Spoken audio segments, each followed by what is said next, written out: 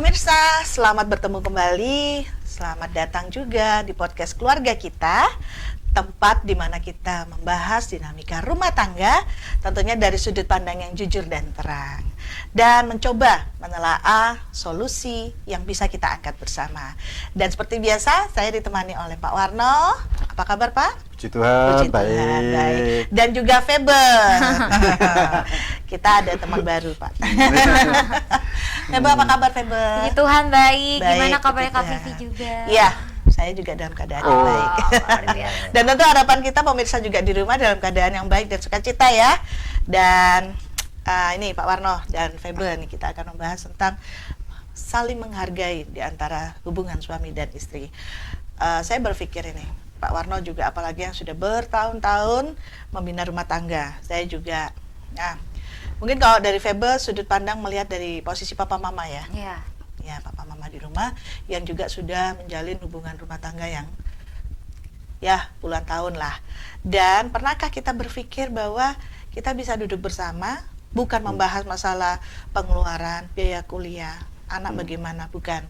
Tapi bagaimana kita bisa mengungkapkan, menghargai, terima kasih ya Pak, sudah menemaniku dengan secara kebawelanku.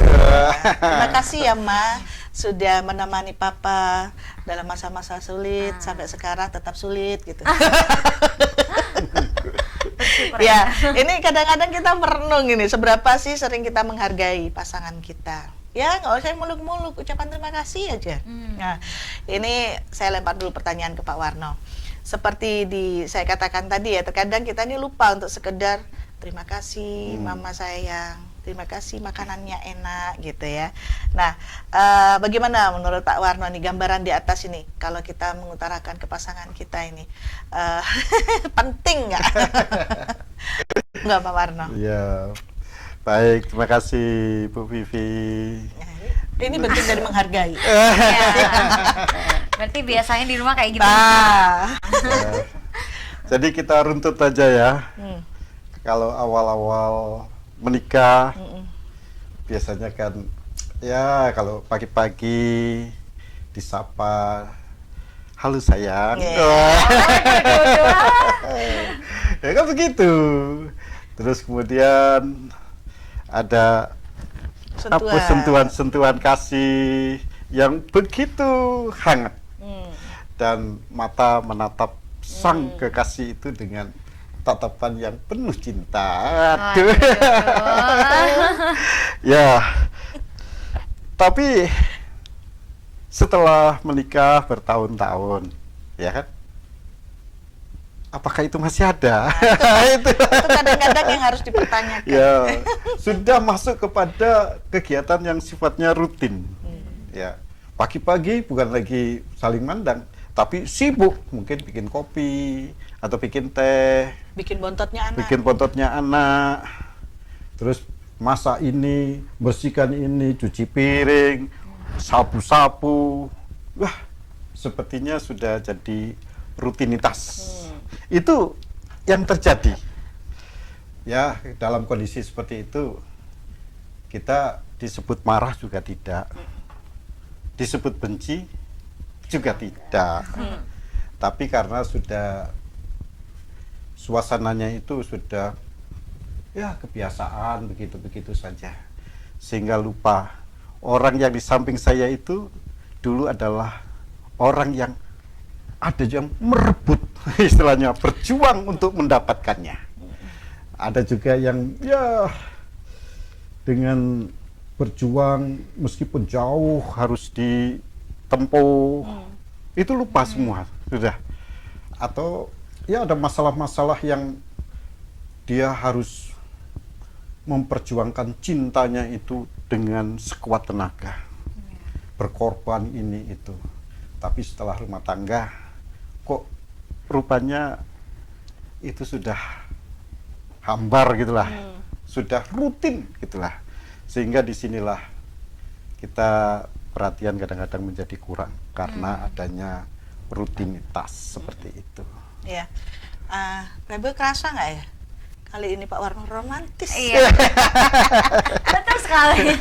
Apa karena lagi mempraktekkan istri ulang tahun di rumah mama? Iya, habis ulang tahun soalnya. Selamat ulang tahun saya. Kan bentuk dari penghargaan, menghargai. Nah, memang yang disampaikan Pak Warno ini banyak benarnya. Apalagi kalau diperjuangkan itu dari basic tidak disetujui orang tua, tidak direstui. Ya, ini lebih hebat lagi nih ya perjuangannya. Kalau lupa itu bahaya. Tapi begini, kita pernah melihat pasangan yang sepertinya sudah puluhan tahun, perkiraan saya ini di sebuah warung makan, mereka berdua duduk, tapi tidak saling bicara, malah sibuk dengan handphone masing-masing gitu ya. Nah, ini entah apa yang dipikirkan. Kadang-kadang kita nggak kerasa loh. Kita duduk sama keluarga gitu ya, duduk di meja makan, kita main HP, ini bentar mah balasin ini, bentar pak game dulu, itu kadang-kadang ya. Tapi memang kalau saya lihat dengan situasi yang demikian ini ada rasa lelah, mungkin lelah secara fisik, mungkin juga dengan rutinitas sehari-hari, tapi capeknya ini begitu sudah terlalu lama dan tidak benar-benar didengar. Mereka bicara sekedarnya, kemudian suami kurang memperhatikan dan apa yang disampaikan istri tidak dianggap. Nah, bagaimana menurut Febe ini kalau dilihat dari kasat mata, kita makan di meja makan dengan keluarga, tapi dengan keadaan yang demikian? Mungkin pernah ya dulu, pasti pernah lah di setiap keluarga juga mengalaminya gitu. Bagi sebagai anak gitu, sebagai lihat orang tua kok gitu, jadi gak enaknya tuh ke anaknya. Betul.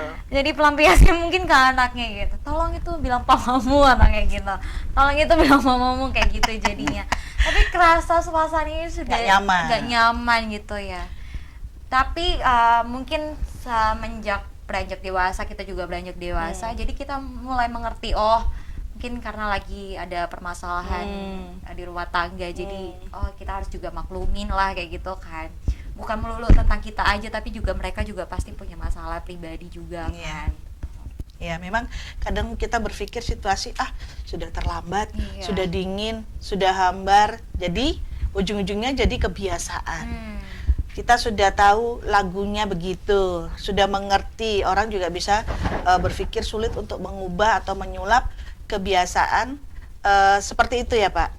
Apalagi kalau kita ingat-ingat dulu kita pacaran nggak gini, HP ditaruh, bahkan belum ada HP deh, apa itu namanya pager gitu, ditaruh gitu, sudah intens komunikasi. Tapi sekarang untuk merubah itu sepertinya sulit itu ya Pak ya, kebiasaan itu ya. Monggo Pak Warno. Oh gitu. Oke. Jadi tidak ada kata terlambat untuk memulai sesuatu yang baik. Iya. Jadi hubungan suami istri harus terus sebenarnya hubungan yang harmonis, yang akrab, yang betul-betul kental, yang tidak terbawa oleh rutinitas gitu saja. Jadi disitulah kita belajar untuk memulai sesuatu yang baru lagi istilahnya. Meskipun itu kelihatannya canggung lagi kali ya. Canggung itu karena sudah terbiasa dan memulai sesuatu yang baru.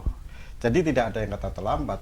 Oleh karena itu mari kita belajar lagi. Mungkin pagi-pagi seduh teh misalnya berdua.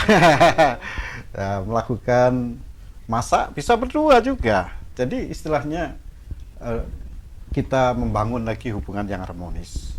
Bisa saja kita juga mengambil waktu untuk nonton berdua. Jadi dengan begitulah maka ciptakan lagi hubungan yang harmonis itu. Jangan itu dibiarkan nanti lama-lama sampai tua rutinitas nggak ada kayak lagi. Gitu terus.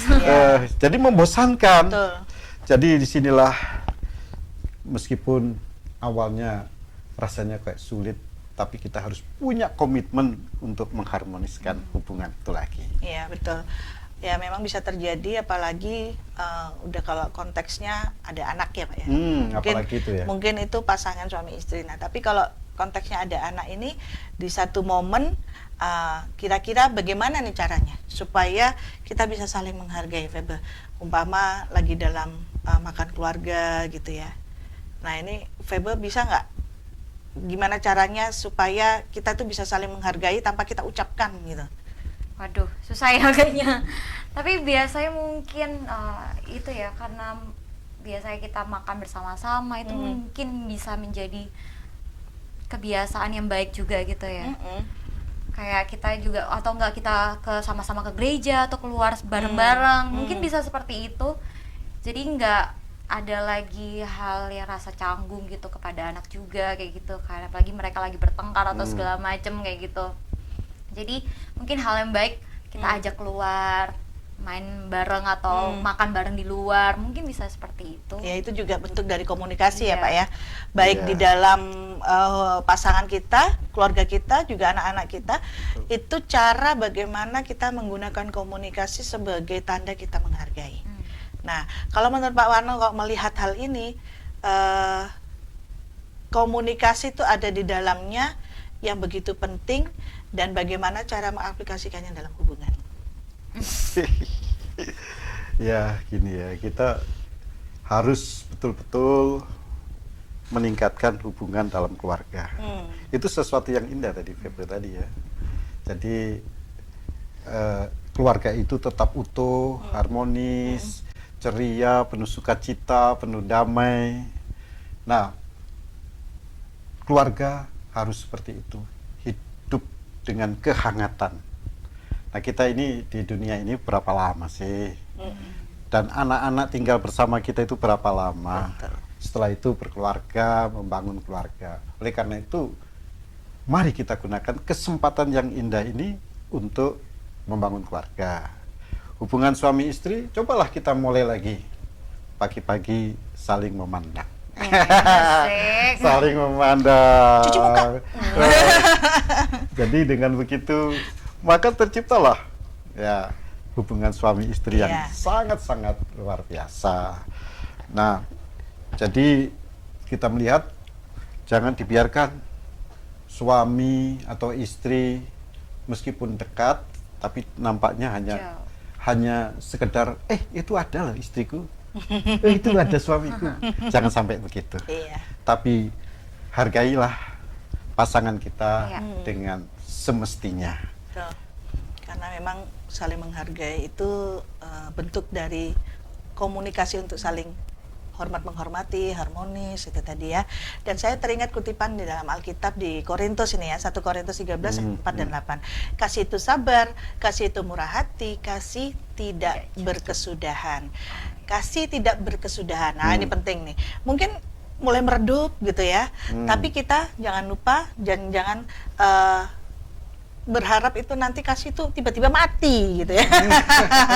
Jadi kita harus bangkitkan, merawat kasih itu supaya kasih itu boleh bertumbuh di dalam kehidupan keluarga kita. Nah, sampai jumpa di pertemuan yang berikutnya.